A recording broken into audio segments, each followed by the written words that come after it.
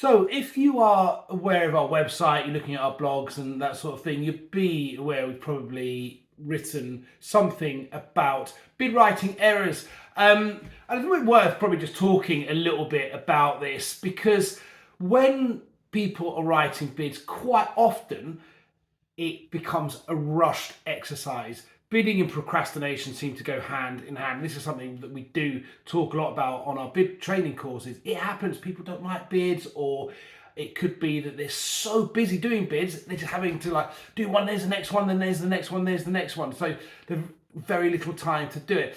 What tends to happen is these little errors pop up, or some bigger errors pop up. That has a big impact on success rates, meaning you could be bidding, I don't know, let's say 100 times a year, but you're only winning 5 of them, or maybe more, or whatever. But this is where I suppose it really comes down to focus as well as attention to detail. So let's think about what are those key bid writing areas that are very common for a lot of people. Non-compliance has been one of them, where you're not following any instructions in the bid.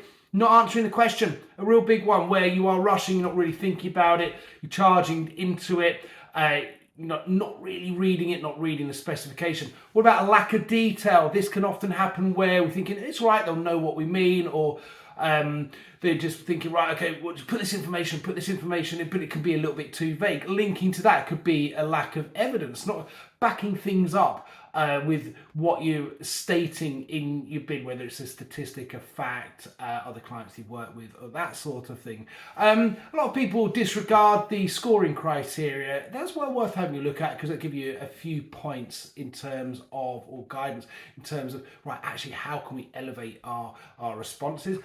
A lot of people can be guilty of using complicated language in their bid. They're trying a little bit too hard when they're putting the bid together. Thinking, okay, right, it's a professional document, let's put some really great words in there that we normally wouldn't be using.